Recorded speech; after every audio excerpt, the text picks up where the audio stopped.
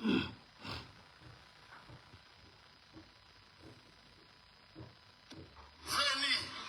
vow to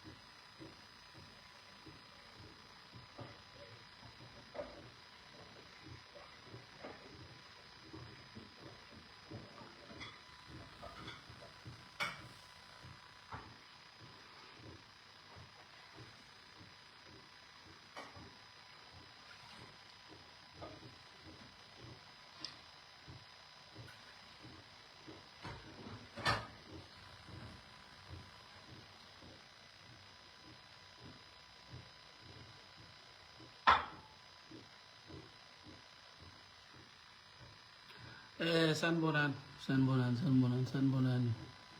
Themba ukuthi niyaphila. Angizoba mude kakhulu noma angifisi ukuba mude kakhulu. Ngicela ukuchecka ukuthi ngiyazwakala qala bese ke ngiyaqala ngoba ngifuna ukuthi nje bese ngiphuma kanje.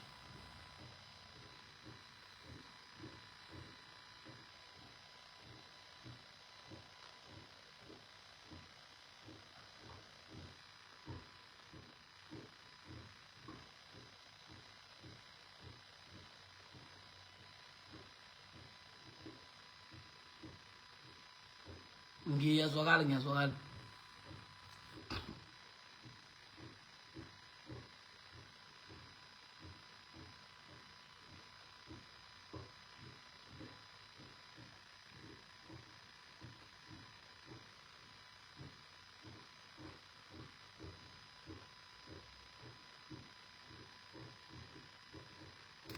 Ngiyazwakala, ngicela ngiphendule ngifuna ukuqala.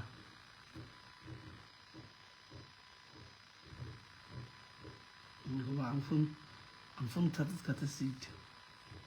Okay, sanibonani bafethu. Themba ukuthi niyaphila nonke naba bethi ngiyazwakala. Ngithemba ukuthi niyaphila nonke. Igama lami mhlawumbe abangangazi. Umusenzo ungakwazi ukwenza isibongo lapha. Emhlovane. Mphanda ke ngakho ukuhlabelela lokhu ke lana bangisebenzisa lona leli gama likaNtencane. Bafowethu ngilana namuhla. Angizile ukuzosusa izimpi noma ukuzothenga abantu noma ukuzofaka abantu ey'nkulumweni ey'ndabeni zami. Angisiye futhi umuntu mhlawumbe othanda ukuthatha iy'ndaba zakhe ayibeke emphakathini. Kodwa-ke uma ngabe zisuke mhlawumbeni seyifikile emphakathini futhi seyifika ngendlela mhlawumbe yokuthi ngiyabona ukuthi khona la izogcina seyiphazamisa khona mhlawumbeni indlela yokusebenza. Balekile ukuthi ngikhulume iside lami, yabo.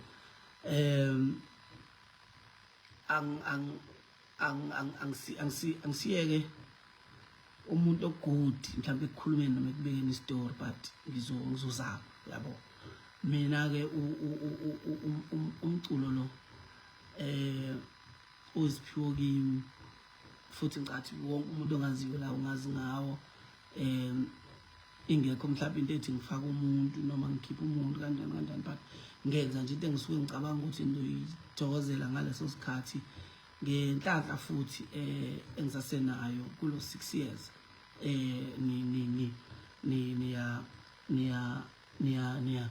niyayithokozela. So ke ilaba mfethu into yami angifuni ukuhamba kakhulu. Kunodaba engifisa ukulungisa sidlule kulona. Lokhu angikwenzeli ukuthi ngifuna isupport yenu, angikwenzeli ukuthi ngifuna kube khona umuntu osesayidini lami, akunamasayidi angiyibi la ngecampini, but ngikwenzela ukuthi uma kwenzeka ngelinye ilanga kuphinda kuvela istory esikanje, mhlawumbe size sifike ekuthenini kunomsebenzi wami olimalayo, ngoba iyenzeka lento nje manje uthola ukuthi mina ngikhiphile album, angikhona ukupromote kahle i-album because ngilo ngibona ama comments athi awukwenzi ukuthi into engifuna ukuqala ngicacise, anginayo ingane engayenzele lutho. Mhlawumbe ke siqale la lento alini kwenzekile ukuthi 2019 ngicela sihambe sonke ke manje ngoba ngihamba nayo ngizoze ngivale futhi ukuthi lento njengoba ngisho ukuthi angiyenzele, angifuna amasayiti, angenzi lutho. Into engiyenzayo la ngiyenzela abantu abangiqashayo, abantu abangisupportayo, abantu mhlawumbe ababukela kimi if bakhona, because kuyenzeka mangabe usemehlweni abantu ube nabantu ababukela kuwe, so uma ngabe kunezinto abazizwa kuthiwa uyazenza ezingekho right bangaphatheki kahle. 2, eminye imisebenzi esisebenzayo siyasiqashwa abantu besifazane, akubi kuhle uma bethola ukuthi kubantu besifazane kukhona la ongenzi khona kahle. Kodwa ke into yamilana 2019 uma ngifike emculweni after album yami eyayinengoma uNtencane, ngihlangane nabantu abaningi kakhulu ngaleso sikhathi. I think nomama beingane abawu-2 engihlangane nabo ngaleso sikhathi. Omunye wabo uye waya public wathi angondli, I think from 2020, yeah, ila iqala khona 2020 kuze kube manje mhlawumbe ihambe ivele leyo nto enjalo. So ke 2019 hlangane nalentokazi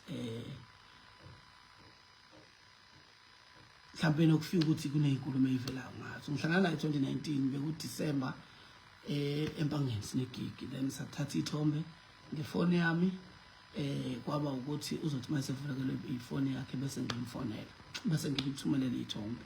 Hayi nangampela kwaba kanjalo, kanti mhla ka-31 sizoba negigi futhi same place. Benginamagigi amaningi ke mina mhla ka-31 ku-2019. So ngasebenza ke ngangisuka empangeni ngabuyela khona ke empangeni lapho ngangisuka eBhayila ngasebenza khona ngo-12 because ngangisebenza ngo-12 last dance eBay, ngase ngiya empangeni. Mangifika ke empangeni futhi nangempela ngiyifica intokazi ingilindile ibisisebenzile ilinde ukuthi sibonane. Okay, uma isisebenzile ilinde ukuthi sibonane ayisithi icela ukungiphelezela kumagigi wami okugcina because ngase nginamagigi awu2 eyayisemtuba neyayisolundi. Sihambeke siye eMtuba, sisuke eMtuba siye Olundi ke ila safika sakhathalela khona because kwase kuyisekuseni safike salala. Wayehamba nomunye usisi, angazi uma cousin wakhe noma wayebani yena untokazi. Ngaseke ngabhukhela igenge le yami engisebenza nayo, ngababhukhela nosisi lo ababehamba naye, ngase ngizibhukhela nami salala because sasodlula thina siye eSodona Bay ngomhla ka1. Okay, bavuke lapho basheshe bahambe babuyele eThekwini. Mabevuka behamba bebuyele eThekwini, siyavuka nathi sibuyele eSodona Bay. Ngixolele ngoba ngifuna ukuyiqala ekuqaleni, ngihambe ngeyigaba zokuxabana kokuqala nokuxabana kwesibili nokuxabana kwesithathu kanjalo. Angifisi ukubiza igama lomuntu ngoba angikhulumi ngamuntu la, noma mhlawumbe angifisa ukuyithola ngisenkingeni ngelinye ilanga kube ngazi ukuthi ngikhulume ngamagama abantu. So ke bavuke babuyele eThekwini no cousin wakhe mina ngiyesodwana Bay. Uma ngisendleleni esodwana Bay asilalanga ndawonye ngiyaxoxa uphendula comment asilalanga ndawonye ngaba bhukhela indawo ngazibhukhela yami indawo. Uma ngisendleleni ngibuyela eBay ngiyesodwana Bay bebuyele eThekwini kungena imessage ethi sihambe kahle kodwa I miss you. Okay, from intokazi bese ngithi mina vele uma sibuye esodwana Bay siya eGrey Town. Siya eGrey Town. Uma siya eGrey Town singabonana eGrey Town makuthi anibhizi ngalutho ngalelo langa. Then base bethi hayi singaya eGrey Town. Mina vele eGrey Town ku right because unama fans khona and kune event ngizocela ukulokhoza. Ngizocela ukukhulumela ukuthi uma ufike eGrey Town bakufake estage. Ayike nangampela sihambe sifike eGrey Town ngenzela njalo ngizama ukuthi story sibe short. Sifike eGrey Town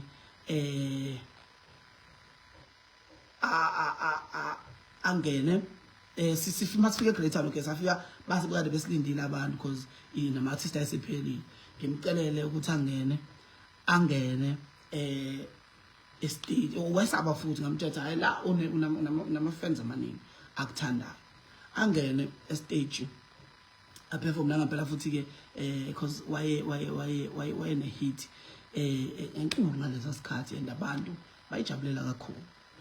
Uma siqeda ukusebenza okay masifika kwakunomngane wami engangazi ukuthi uyifan yakhe. Ngamcela umngane wami ngizocela ukuthi ungilalisela osise ngihamba nabo ngenxa zokuthi indawo ngithe ngiyabhuka eGrey Town amaroom asekho. Ngeparty sithe masiqeda ukuperforma umngane wami lo engangimcelile ukuthi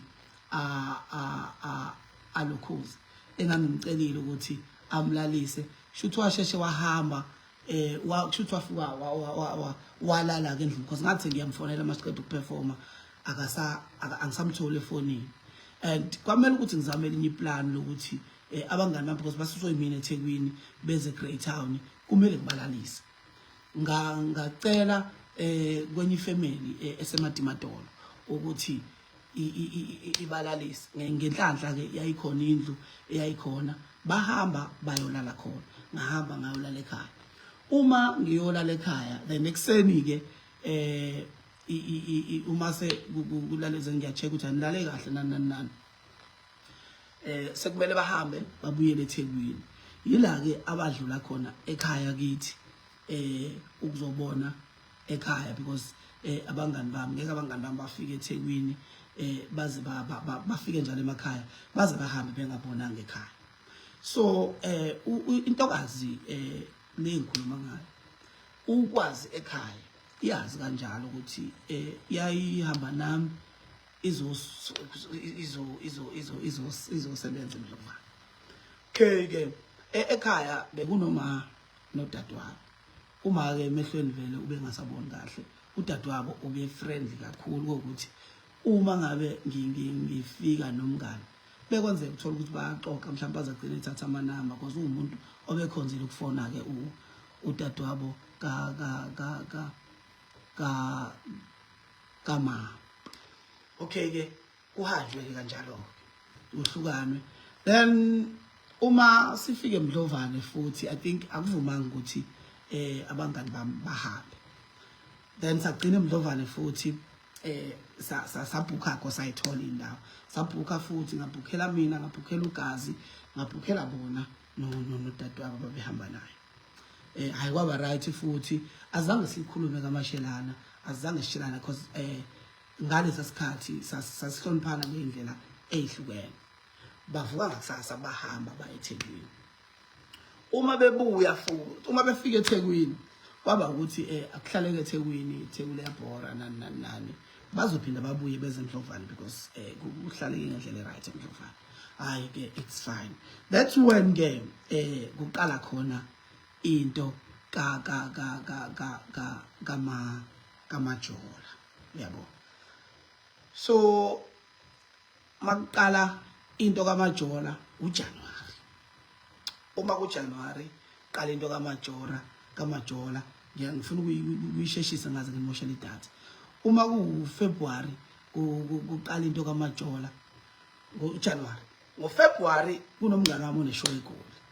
Sahamba saya eGoli. I think sahamba wayeneshow ngo14 February umngane wami. Sahamba kuyiTuesday.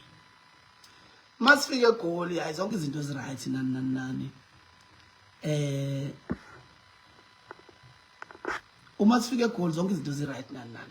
Ntambama uma sekuzolalwa kungena ucallback efonini yami. Khumbula kahle futhi. Callback wakhona uthi please call Zinhle. Ila okwakuqale khona ke ukwazana kwami naye personal. Yokuthi kuvela ukuthi umuntu njani.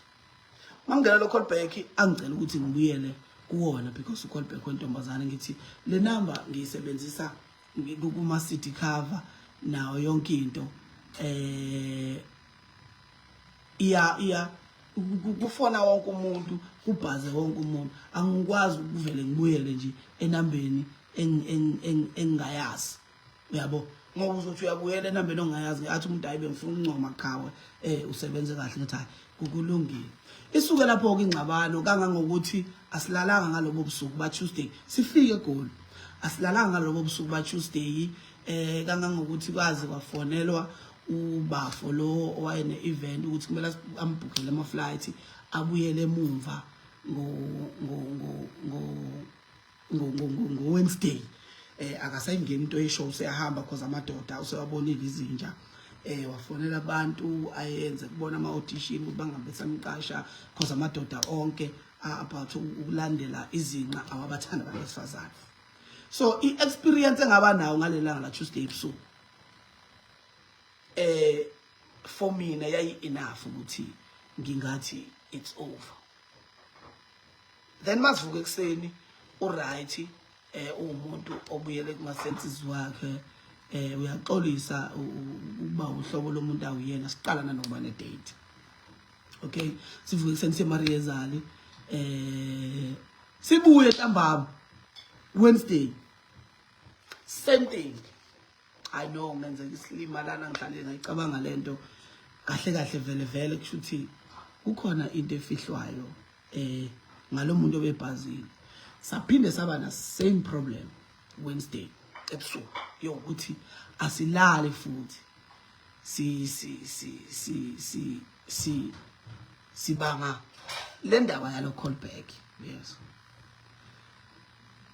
same thing futhi kufonelwa abantu nani yaliwa amadoda izinja nani. Bese Thursday ishow Friday Monday futhi ebusuku siyalwa eminutes right. Thursday ngavuka ngathi thank you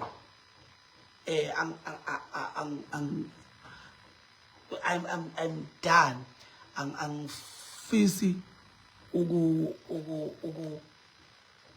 ukuphinda ngizibone nginalo umuntu wesifazane empilweni yami. Angikwazi ukulwa ubusuku bonke 3 days ulandelayo. And ngavuka ekseni ngaxoxela umngane wami Thursday ukuthi I'm going to I think le relationship akusiyona le ebengiyifuna futhi I don't think ngizokwazi ukuhlala nemama after i-experience engibe nayo kulesikhathi.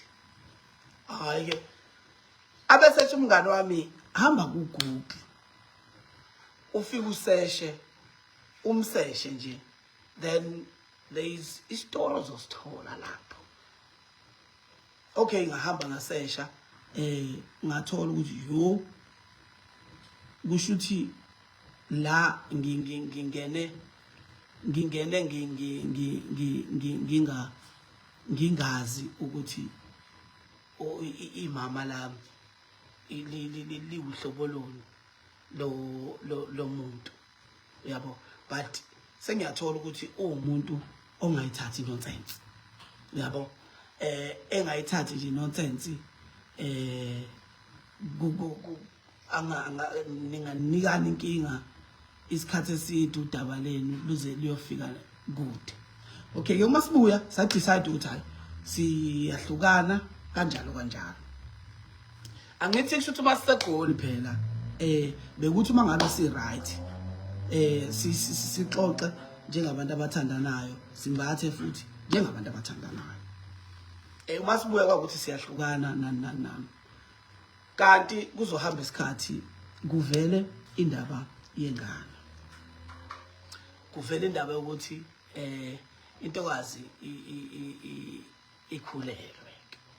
So uma kuvela indaba yokuthi intokazi ikhulelwe, sizama manje ke ukuthola iway forward, ngoba ni experience esibe nayo egoli ithi sabantu manje abangaboni ngasolinye ngenxa zokuthi siphambanile kakhulu, futhi ngangiqala ukuba ne experience nje ya selokhu ngaba nje sebudlelwaneni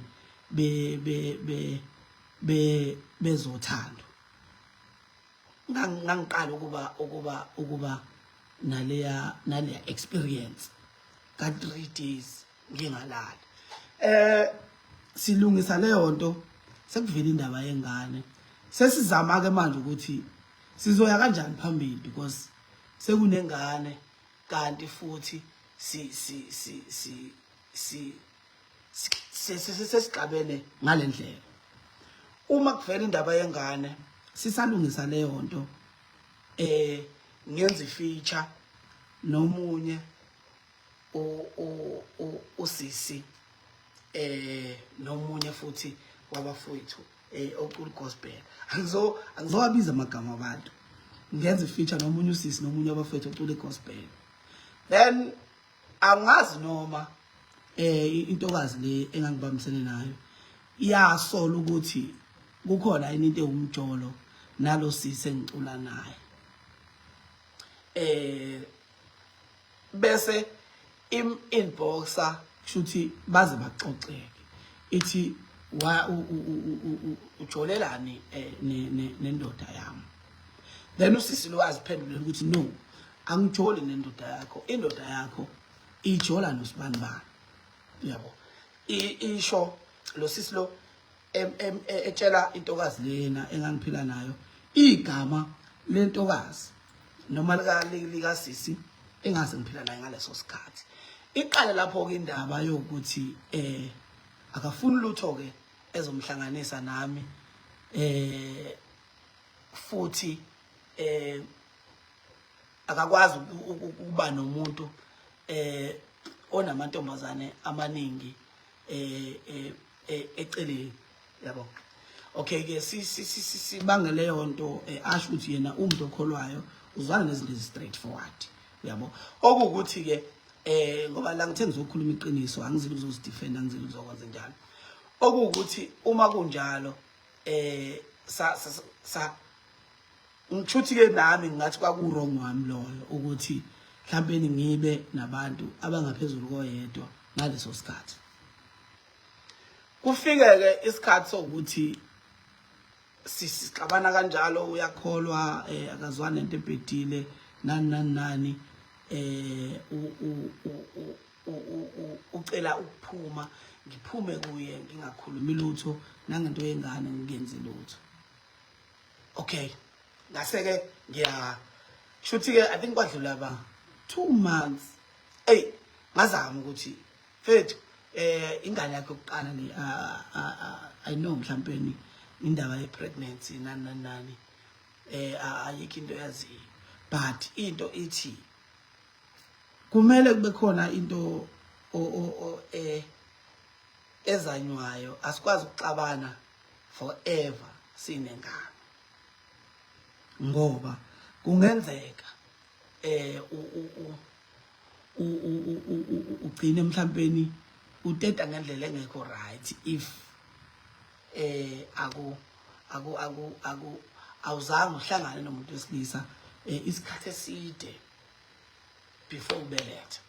Okay ke uyafeyila leyo mzamo because kwangathi siyaxoxa but waye ngikwatele ukuthi sengitholile for 2 months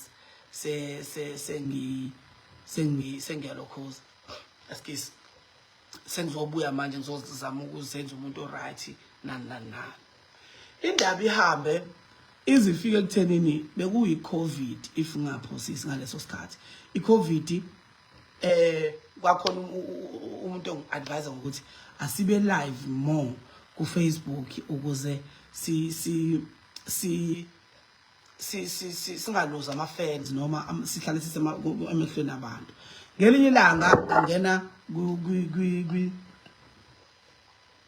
kwi-panel eyayinabafowethu abakhona endimeni. Omunye bese thawu sizwa kuthiwa umithisi uyabo. Mina angisiyena umuntu olokhuzayo, angisiyena umuntu okhonze ukuthi indaba zakhe ziye public. Njoba kuvela into ethi mina ngaphika ingane isuka from leyo live loyo ukuthi wathi sizwa kuthiwa umithisi yabo, ebese ngithi mina hayi akukho lapha engimithise khona uyabo. Futhi ke uma kuukuthi kwakuyiphutha lelo ngifisa ukuxolisa futhi ngilivuma ukuthi kwaba yiphutha lami because angisibonanga isidingo sokuthi ngihambe ngiyovuma go live ukuthi kukhulunywe ngeindaba zami private uyabo. Isuka lapho ke into ukuthi ngiphika ingane kuze kube kuthiwa ke ingane iyatetwa. Imina futhi umuntu owabalanda esibhedlela ngabayisa elokhuzaneni endaweni la ababezohlala kuyona. Ngafike ngashiya ngabashiya khona kwase ke kuba ukuthi isimo aykusona ngaleso sikhathi because waye ne pain ukuthi mhlawumbe ezinye izinto zobhlungu abuzwayo ngiyilokhuzana ngiyimbangela yabo lobo buhlungu. Angihlala ngaye kakhulu ngafike ngabashiya ngashiya izinto ezayifuneka ngahamba ngase ngithatha inamba yomuntu owayekhona lapho ukuthi ngizoxhumana naye ezintweni ezidingekayo nani. Okay ke fast forward ke zaqala lapho kuyinkinga phakathi kwethu sekunengane saqala lapho inkinga zokuthi ke manje asisaboni ngasolinye ngenxa zokuthi sibuyela back kulesa story sokuthi ngimshiye ekhulelwe ekubeni ngathini yayisinezinto ezimbili lezinto zokuthi sifike saqabana egoli kuyimi umuntu ongekho happy ngenxa zokuthi ngithole into ebengayazi bese sesixabana kuloko kwesibili esepregnant sekuyena ongekho happy because uthole ukuthi ngiyajola somewhere. So lezi zinto zikanje manje so babili bese singasekho happy sixabana.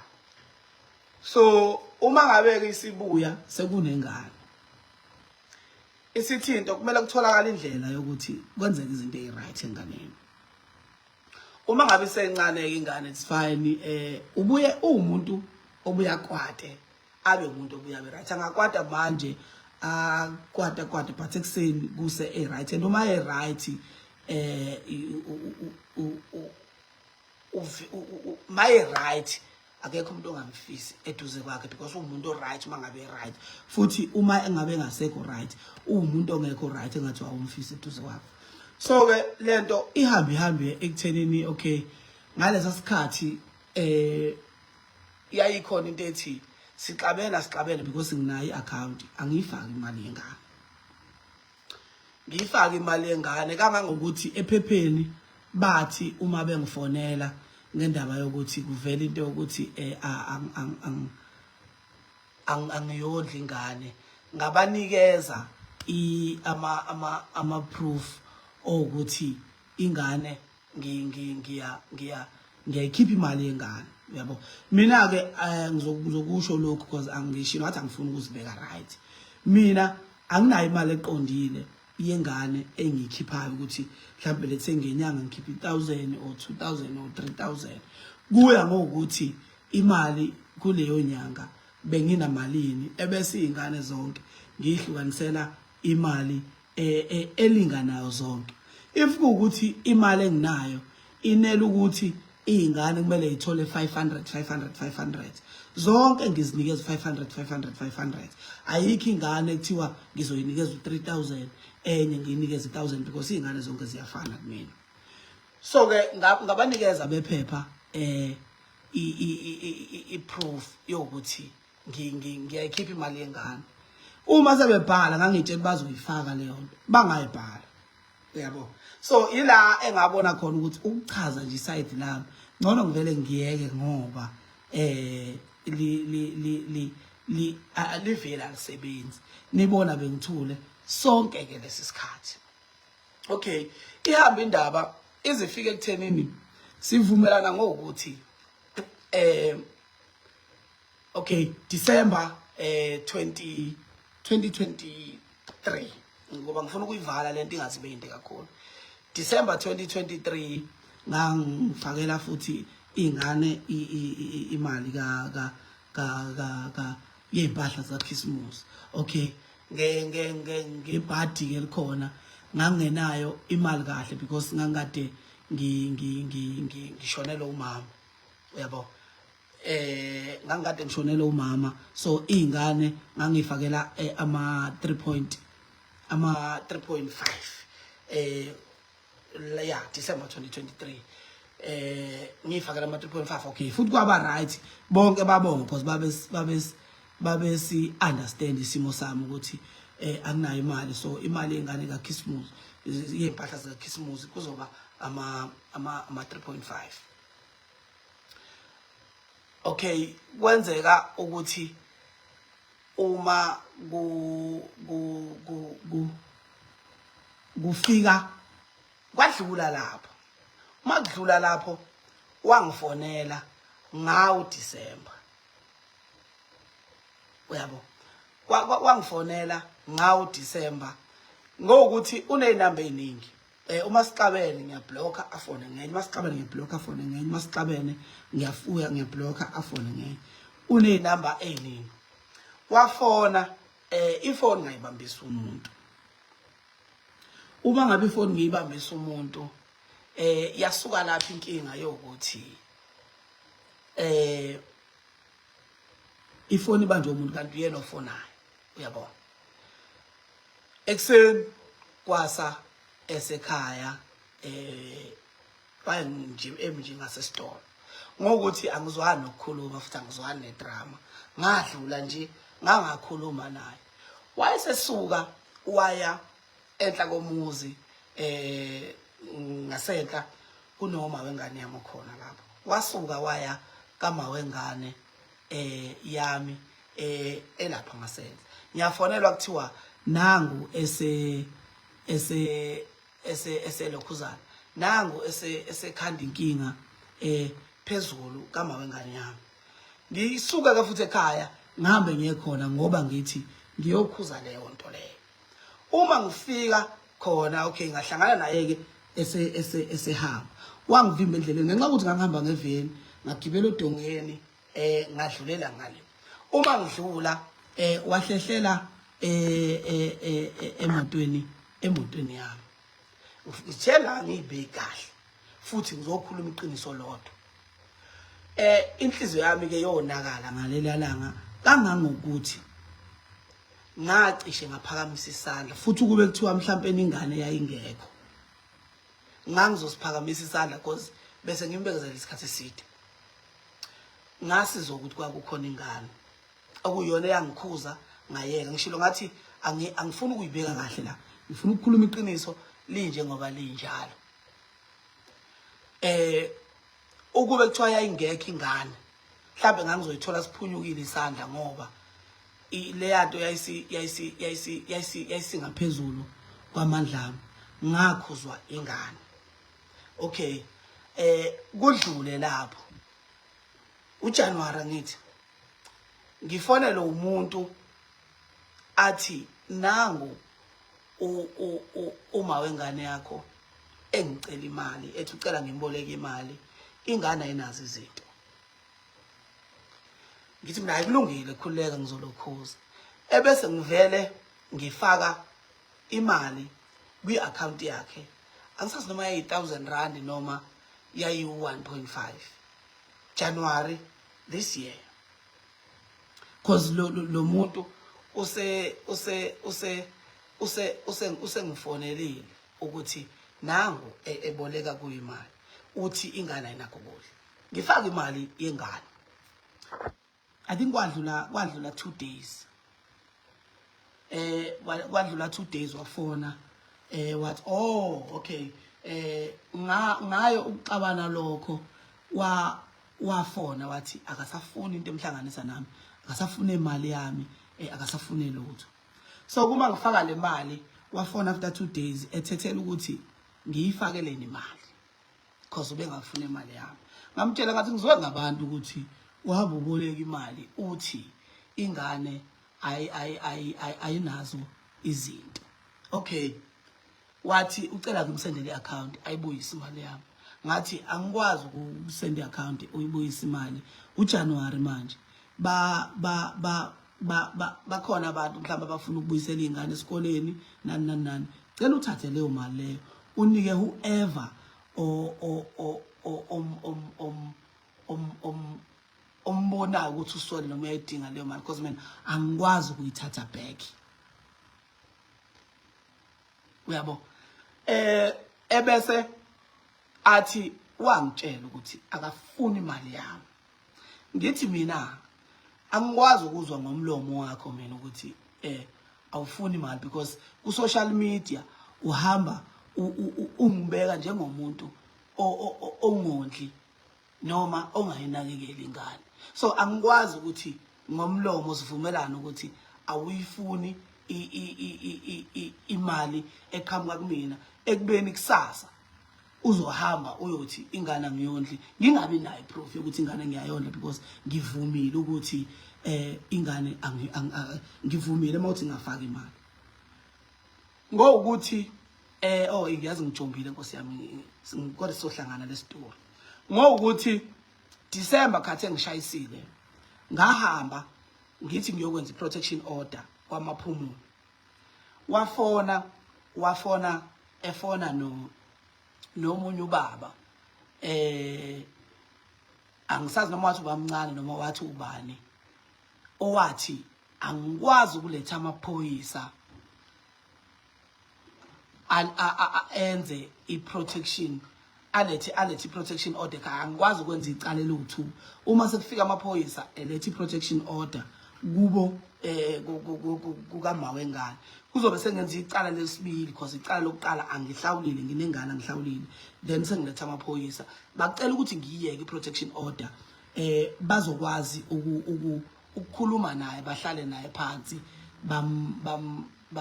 bamkhuza okay bathi ke bahlale naye phansi bamkhuza uma ke sekiwa esewahamba wayofaka wayokwenza affidavit yokuthi uyangikhulula ukuthi ngingabe ngisayikhipha imali yengane yes nginayo futhi leyo affidavit uma ukuthi ukhona ofuna ukuyibona ukuthi ngoba ngikwazi ukuyisenda la nginayo leyo affidavit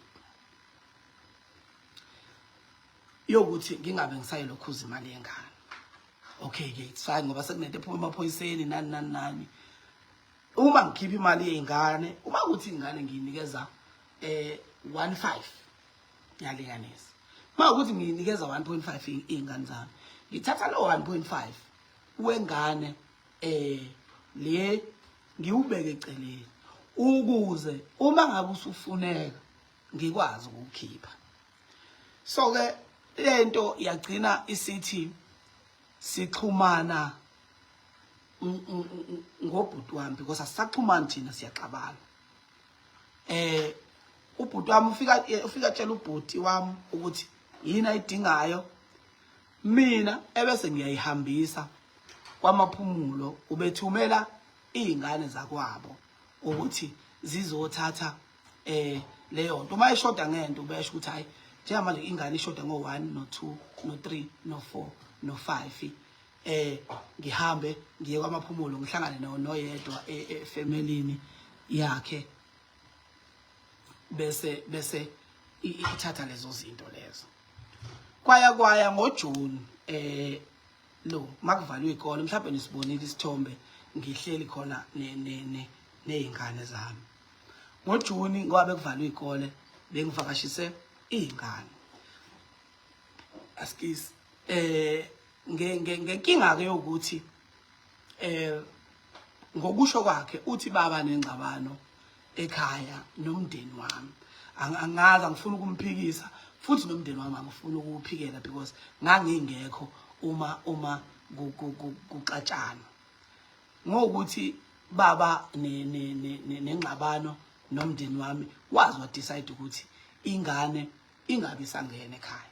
So uma ngivakashelwe izingane okay siyaxhumana ngokwengane kanjalo. Uma ngivakashelwe izingane ngifike esinqumeni sokuthi kunezingane ezimbili ezihlala ekhaya ozu3 kunezingane ezu3 ezihlala ekhaya. So lezi ezivakashile akuzoba bikho fair for lezi ezihlala ekhaya ukuthi zona zihlele ekhaya noma kuvalwe ikole, lezi ezisuka ngaphandle zivakashile. Bese ngithi hayi zizohlala iviki elilodwa ekhaya, lezi ezivakashile isabona ekhaya, bese ngeviki elilandelayo ziyahamba ziye eThekwini. Ngithumela ubhuti wami bafo ngicela ungisiza ungitshelela usisi ukuthi ngihambisa izingane ngizisa eThekwini eholiday uma kuukuthi ku right for yena ngoba la ekhaya azikwazi ukungena. Uma ukuthi ku right for yena ukuthi ingane ihambe eThekwini nalezi ezinye izingane ngizocela ukuthi kuhlanganwe khona eThekwini.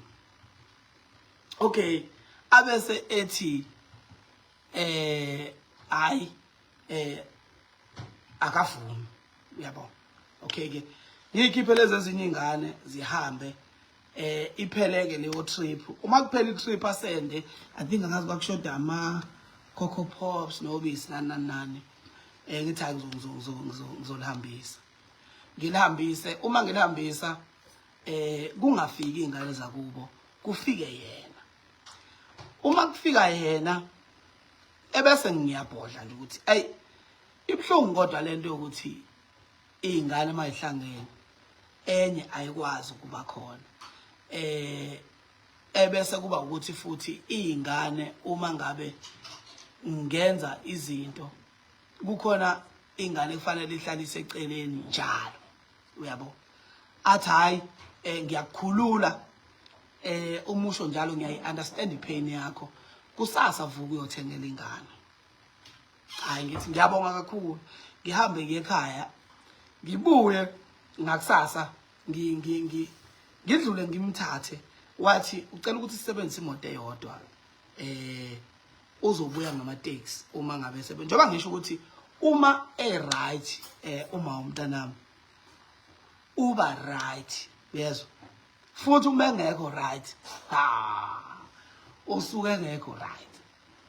Athi ucela ukuthi sisebenzise imoto yami, sihambe ngemoto eyodwa uzobuya ngama-taxi. Hayi ke ngase ngithi okay kulungileke. Sahamba uma sifike Stenga ekugcina manje ngizoyivala. Uma sifike Stenga sifike Stenga impahla zengane azikho right ngaleyo ndlela. Sihambe siyebhalitsha, sifike ilapho sakhe sayithola khona ke impahla zengane right. Sathenga ke impahla zengane kangokuthi ngaze ngabona amateku amahle abantu abadala ngawathengela uma womntanami uyabo. Okay, I think imali engayispenda lapho close to 7,000 uma sengibala neyamateki akhe. Okay, bese I think kudlule 4 or 5 days wafona wathi usekucabange kahle ingane yakhe ayikwazi ukugqoka ama remainder alezi ingane. So bafethu akhona yini ama remainder ka 7,000 kanti nginamalini if ukuthi ukuthenga impahla zengane ngemali engaphezulu ka 6,000 kubukeka as ama remainder. Okay, it's fine. Ngangayinaka leyo nto. Ngithe ngithi ngafonelwe ekhaya kwathiwa impahla lezi bengiyithengile uyibuyisile. Uyabo, uyibuyisile impahla zisekhaya. So ke impahla engangiyithengile zikhona namanje zisekhaya. Futhi uma enzo oyi1 la kunina labade bengithuka. Mhlambe naye waxabana nobaba wengane yakhe ongenazi impahla zengane zika Christmas noma eka December because zintsha ongenazi impahla zengane ka Christmas eyifaka usize owodwa ni nalo yasa ngizofe ngibheka ukuthi usize bani bengane ngizomupha wona because akukho la engizosisa khona yiso sisibama abancane banazi izingane but angikwazi ukuthi nginikeze izingane zabo izinto ebengiyithengele ingane yami. Kungcono ngoba bakhona la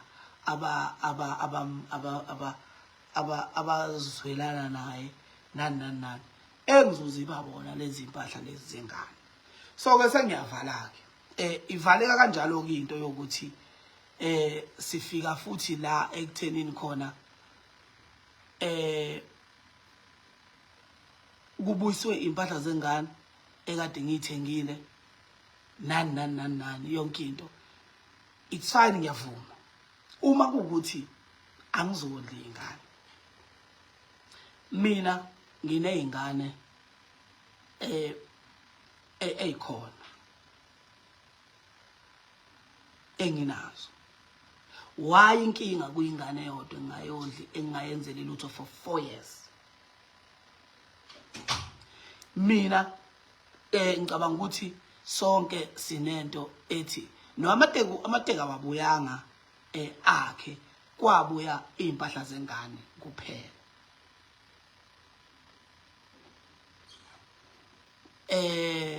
Umntanami intombazana I think kunamateka ephuma kunophaqa bephuma kunamateku eNike yeah if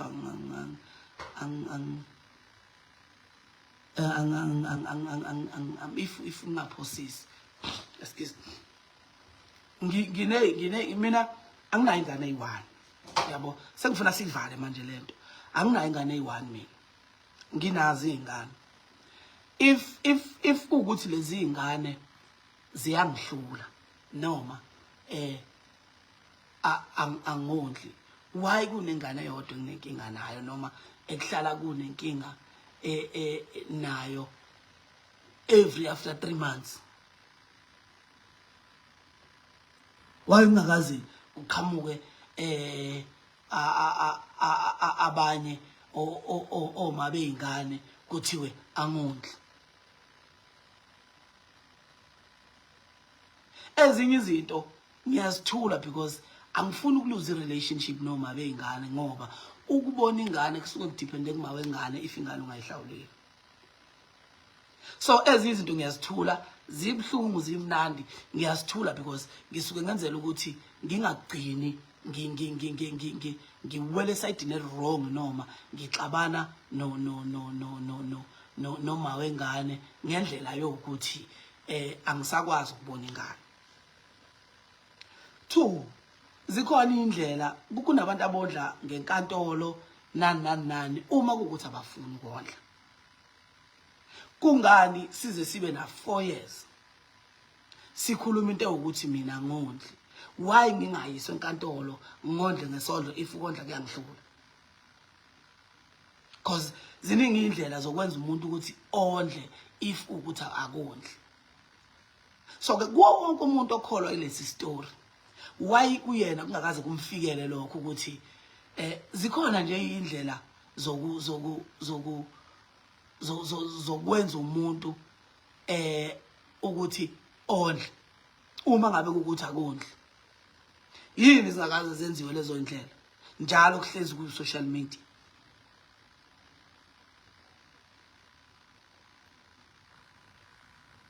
Bathi ke gcineni kwakho konke bakhona abantu abakholwa lezo story, kuukuthi futhi ke nami angeke ngize ngimvimba umuntu ukuthi akholwe yinto asuke efuna ukukholelwa kuyona ngaleso sikhathi. Kodwa iqiniso lithi angizidefend la, futhi ngifuna ukuthi senzeni into ethi kusuka namhlanje kuya phambili. Angithi siyasizana la, siyasekana, siyazwelana nani. Ngoba mhlawumbe inkantolo iyahlupha, ihlupha ngento eyi-1 inkantolo yokuthi uma kuyofaka into yesondlo, inkantolo ithi kubalwa mhlawumbe izinto onazo, kubalwe ini, uthola ukuthi mhlawumbe imali oyinikeza ingane mhlawumbe igcina sekuyimali engeke izisize ngalokuthi ingane. Ngifuna senzeni kanje, kube ukuthi sizobeka imali ekufanele ngiyikhokhe ngenyanga for ingane, ebese siyahamba noma ngathiwa akusayilekela. Ngizoyenza lento kanje manje, ngiyibeke la ukuthi imali yengane ngiyazibophezela mina, ukuthi imali yengane mina ngizoyenza ngenkantolo. Mina uzohamba yofaka ukuthi uyayilanda enkantolo noma akayilandi, because leyo kuyibeka mina kumina ayisebenzi. Ukuthi uyayilanda enkantolo noma akayilandi, imina engizoyozivulela mina icala lesondlo, futhi ngifike ngizikhethele mina ukuthi imalini engizoyifaka, because inkantolo mhlawumbe mangayitshela ukuthi nginani ngingagcina mhlawumbe kuthiwa isondlo ngikhipha u500 noma ngikhipha u400 noma ngikhipha u50 rand ngokwemali engiyisebenzayo nezindleko enginazo. Mina ekhaya kunamama akunababa, mina umuntu osebenza into esile. Ekhaya kunabantu mhlawumbe abawu20 abanakekelwa yimina, bonke labo bantu ngalomsebenzi womculo. Angeke ngikwazi ukuvuma ukuthi ufe ubulawe ngamanga aqanjwayo ngenhloso yokuthi kubulawe mina, not ukuthi khona into engayenzi kahle, ngenhloso yokuthi mina ngicindezeleke noma kube nabantu aba-against mina. Angeke mina ngondla abantu abangaphezulu ka20 ekhaya ngizohlulwa igazi lami, angeke ngiyenze leyo nto. Mhlawumbe bakhona la kunini ababekhona emngcwabeni kamama. Into engayisho emngcwabeni kamama mina ukuthi izingane zasekhaya ngeke zize zingihlule, ngeke zize zingisinde, ngizoyithwala la ngawami amahlombe kuze kube nami kufika umhla wami wokuphela. Ngangingakhulumi ngoba ngikhuluma emngcwabeni, ngangikhuluma ngoba into engizoyenza leyo. Mina ukuyeka kwami isikole, ngayeka isikole ngaphuma ngayosebenzela izingane zasekhaya. So ke sekungathi mase kufanele ngisebenzele izingane zami ebese ngingasebenzeli izingane zami, ngiyeke izingane zami ngithi ayibulawe indlala, ngibe ngakwazi ukuyeka isikole ngiyosebenzela izingane zasekhaya. Ngifuna ukuthi nazi namuhla ukuthi yonke into enidefendayo, because manje angikwazi nokuphusha kahle umsebenzi wami ngepeace. Masathe ngiphusha umsebenzi wami, naba abantu bakhona ba-comment into abayikhomentayo sekuze kuyangiphoqa ukuthi ngiyaphendula because kuzoposta umuntu we-event athi hayi sibhukhe usibanibani baya abantu nama-comment kuthiwa mkhiphe asikwi i-event ngoba uwukuthi nokuthi ekugcineni bese kuphilwa ngane ekhaya. Lezi ezinye-ke mhlawumpe iy'ngane-ke zona ngiyabona cause mhlawumpe ezabanye iy'ngane khona abanemali abakhonayo ukuthi noma ngakuthiwa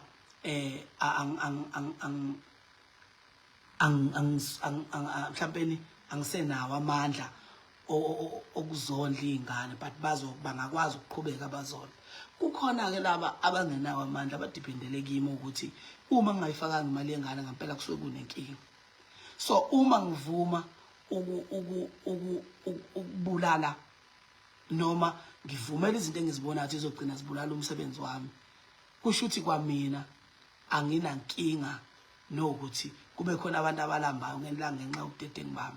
Ukuthula bengikuthanda impela futhi ngiyabahlonipha bonke abantu abebethi angithule, but ekugcineni kwakho konke angikwazi ukuthula into iqhubeka every day.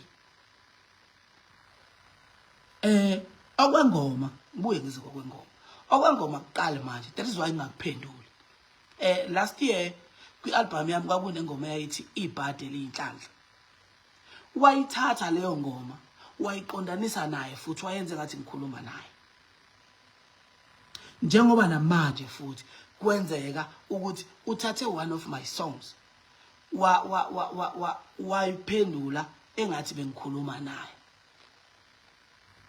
So ke izoba nini into yokuthi uma ngiye studio sekumele ngiyicwece manje sekunama message engingasazukwazi ukuwadlula noma engingasazukwazi ukucula ngawo ngenxa zokuthi kuzoba nomuntu ozothi iculo liqondene naye. Abamaziyo noma abasaziyo sobabili from ekuqaleni bayazi ukuthi iculo elithi ibhadi eliyinhlanhla iculo elithi ibhadi eliyinhlanhla walithatha walenzela lakhe. Uyabo njoba namanje futhi sekwenzeka same thing. Okay ke lapho ke anginankinga because angifuni ukuthi ngithi ingoma nani ekhona njengamanje because angeke sithathe lutho ebucikweni bukasisi. Usisi uyiciko and unetalent. Lokho ngicabanga ukuthi abantu abaningi abakungabazi. Namanje futhi I think ngale kwezinto eziningi angifuni ukuthi ngithi ingoma ekhona njengamanje ekhuluma ngoba bomntwana ibheke kumina because uyi-artist. Mina uma ngihlangana naye wayenengoma eyayincoma uthando but ngahlangana naye singile. So ke uma kungathiwa ngithatha ingoma akayenze manje ngithi uyibhekise kumina ungabe ngiganga ngaye ngoba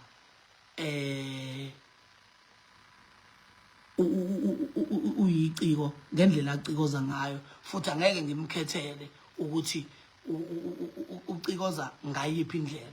That is why ngi against into ethi ingoma mhlawumbe nephumile ikhuluma ngami because uma ukuthi ngingathi ikhuluma ngami ngabe ngenza iphutha ngoba akaculeli mina, uculela umphakathi, uculela iSouth Africa mhlawumbe nangaphandle kweSouth Africa. So uma kuwukuthi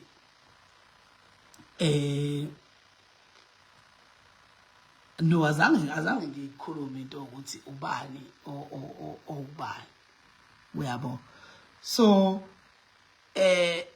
into engishoyo into ethi lo live ngiwenzele ukuzocela la ukuthi bantu bakithi kuya yonke into asihlonipheni ispace somuntu. Uyabo. Angisiyena umuntu okhonza into zo social media okhonza ukuthatha indaba zakhe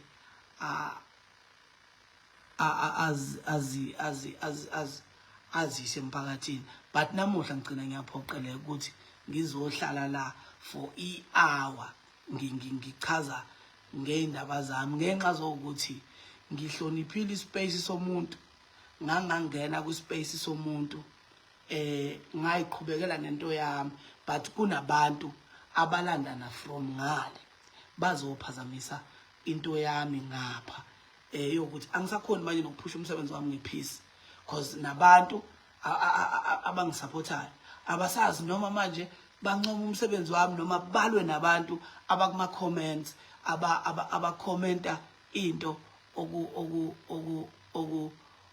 okungesiyo engikhuluma ngayo. So sesiyivala lento kangangokuthi ngilokhuzile ngize ngagcina ngiphoqeleka ukuyenza i-protection order futhi again kamaphumulo. Uma ngiyenza i-protection order kamaphumulo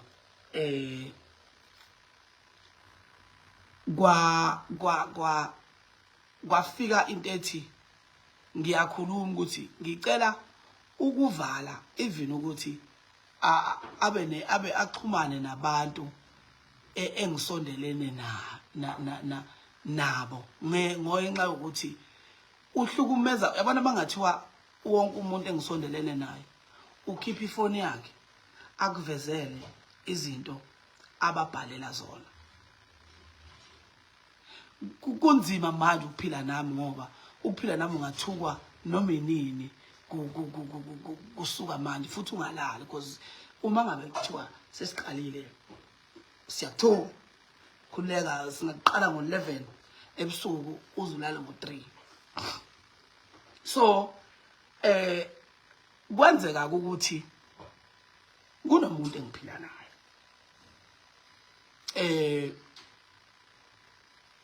ngompilo yami ya private engiphilela naye nami lapho ngijabula khona nani. So wathola ukuthi ngiphila nomuntu osibanibani wakasibanibani, wangenela kuye mhlawumbe nabona impostile even ku social media, wangenela kuye. So uma ngiyovula i-protection order mina kwamaphumulo kwathiwa naye lo muntu engiphila naye if kuukuthi uyamharasa akeze naye azozivulela yakhe i-protection order, because angikwazi mina ukuvula i-protection order eyodwa yabo bonke abantu. So I think nabona ke video sekushuthwa imoto kungazi ukuthi umuntu engiphila naye uze wazongena eindabeni zami noma ungiphelezelile mangiyodiscuss imatter yengane. Cha, wayengaphelezelile mina naye wayebizwe enkantolo ukuthi azozivulela icala ngokwakhe ngoba uyahlukumezeka. So ke ngelanga kule protection order sibuya I think wabuya wazo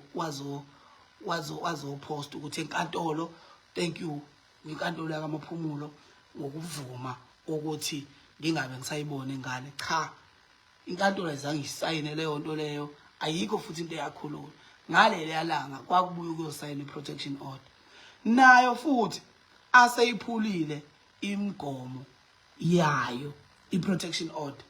Ukube kuthiwa ngumuntu omubi mina ngabe sengambile ngawo umbopha, because useyiphulile vele imigomo ye-protection order nezinto ezayibhalwa kwi-protection order, but angikwazi ukuyombopha because uhlala nengane yami egcineni kwakho konke.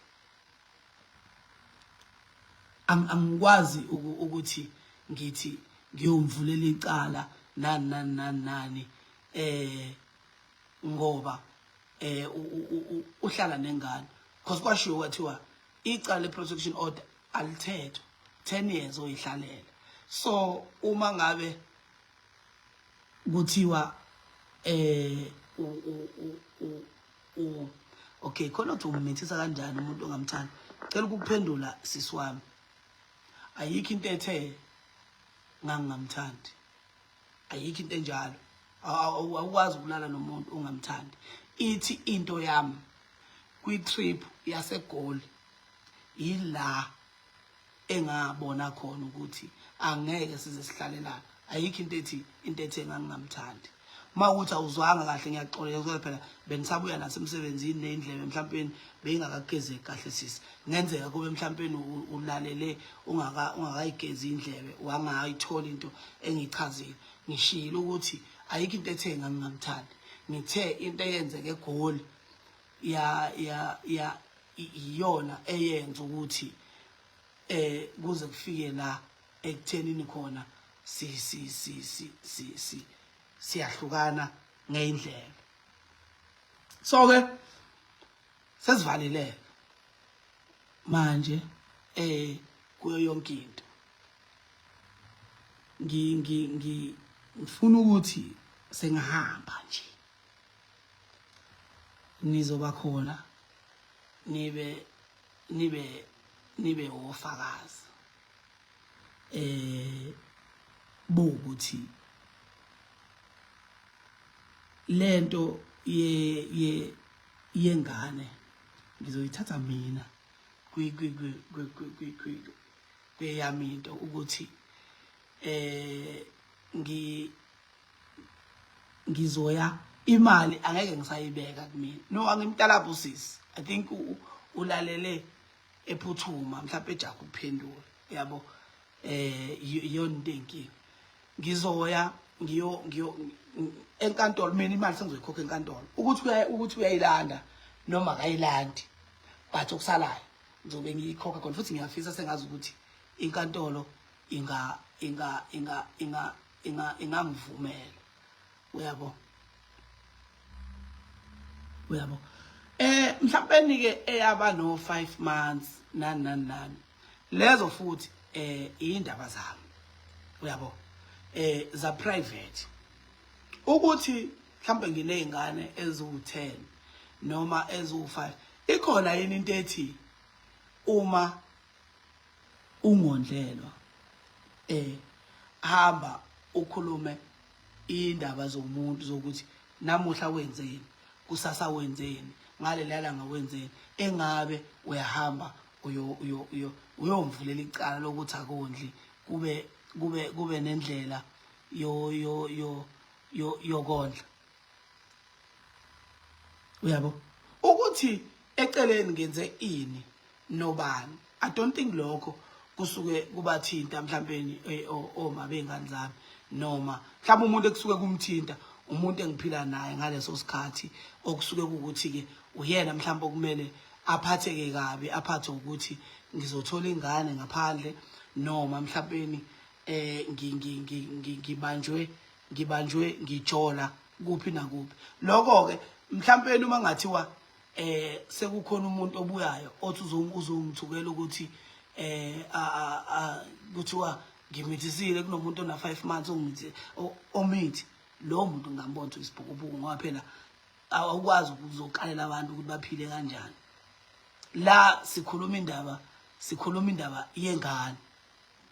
Uma kukuthi indaba ingengane, why kumele kulandwe indaba zami eyiseceleni zokuthi ngenzani.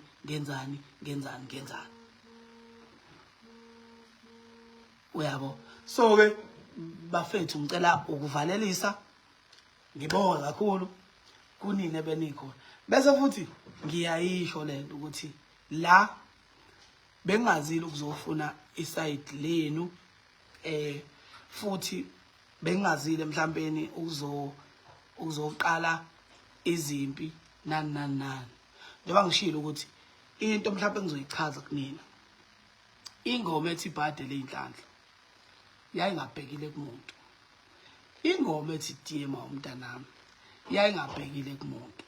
Nanokuthi mina nginoma beyingane not uMawengane. Njoba nginoma beyingane, why laba abanye uma beyingane bengasho ukuthi ibheke kubona lengoma if kuukuthi kukhona ekufana thinteke. Uyabo? Because mina nginoma beyingane. Why ke bonke labo uma beyingane bangalwi nami ukuthi why uthi. Uyabo? into engifisa ukuyisho mina sinamabhizinisi ahlukene siyapromota ngendlela ehlukene. If umuntu ebona ukuthi uNtencane as ibrand ngingakhona ukupromota ngayo ibhizinisi lami, kuyimanje ngigqokile nathi impahla ngiambassador yebrand because ibrand yangibona ukuthi ngibrand, ngingakhona ukubapromotela ibrand yabo. So ke uma kunomuntu obonayo ukuthi ithalente la mhlawumbe selilele intuli, ngingakwazi ukulithinta ngalo muntu. Akusilona icala lokho masikandi kuhlezi kwenzeka, uthola ukuthi omasikandi baxabena kwaziyo ukuthi babangani. Omunye uvele wathi komunye because uyabona ukuthi ukukhuluma ngaye kungamsebenzela. Uyabo? So ke njengamanje cela ukuvalelisa kunina ngisho futhi ukuthi ayikho ingoma against yona, especially mangabe mhlawumbe kusuke kuthiwa ithinta umuntu engimaziyo, ngiyangifisa ukuthi ibe successful into yakhe. Kangangokuthi mina sengathatha isinqumo sokuthi ngoba idrama angizwani nayo, i-event mangabe isuke inayo umama womntwana angiyi kuyona leyo event. Yabo ngine event esesitenga kule weekend siya kuyona mhla ka-16, bangibhuka sibakhona ngabatshela ukuthi ngoba sangibonile iposter ukhona, ngizocela ukungayi mina ningangiqashi. Ngibonile ke futhi kune event engiqashwe kuyona bese ngiyivumile ibooking yakhona ekwamaphumulo ngomhla ka-26, nayo futhi ngizobabhalela abantu bakhona ngicele ukuphuma kuyona ngoba into enedrama ngizwana nayo. Ngiziphilela nje impilo yami engiyiphilayo, ngizenzele lokho engikwenzayo ukuthi ngimithise 8 9 10 11 12 impilo yami leyo. So nabo ngizobabhalela futhi ngibacela ukuthi ngicela ukuphuma kule event because angifuni bakhiphe yena ngoba yena uhlala nengane. Uma isuke sebenza usuke sebenzela ingane, so angikwazi ukuthi ngithi akaphume kwi-event. Kungcono kube yimini umuntu ophumayo kwi-event uma ngabe ukuthi sibabili ngiyozama ngenye indlela because ngiyasebenza nani ngoba into engisuke ngiyibalekela usuke ngibalekela ukuthi kube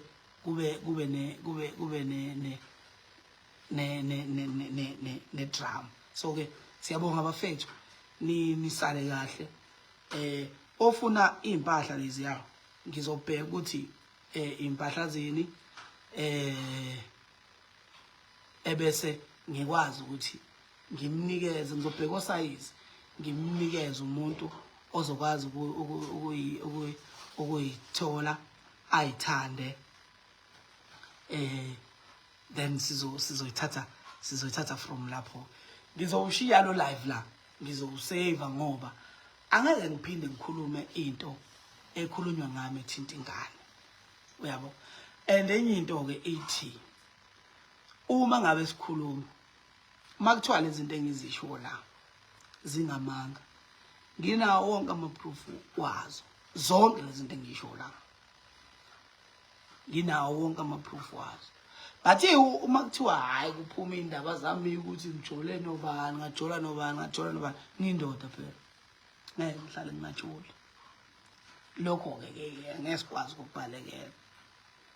Wonke umuntu emhlabeni uyajola, wonke umuntu emhlabeni uyajola, ajola naye kuvela ingane, makuvela ingane ingaveli mayivela. Ngicabanga ukuthi wonke amagender ngeke kwenzeke kuba yikho igender enomuntu oneyingane ezihlukene kubantu abahlukene. So ke akuyonto singathetshana ngayo leyo, izinto esifica endleleni uma siphila. Good night ingane zakwethu, lale kahle. Ngiyabonga kakhulu ngesikhathi senu, nibe noNkulunkulu, uNkulunkulu abe naye. No, hayi ukuthi ngiyayiduma impahla, inkinga angeke ngizenzele lutho zihleli yabo. And umculo niwusupport wonke, banetalent abaculi. Siyabonga.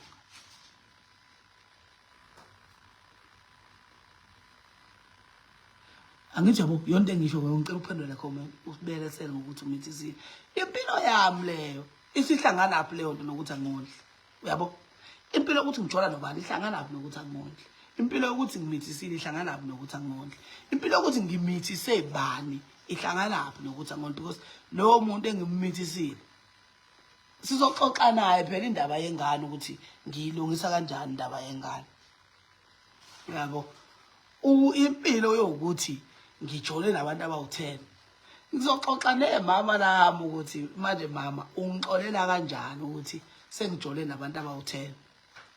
Uyabo isuke sekuyitori empilo engahlangani lezo ukuthi umithisile nani wenzeni sharp.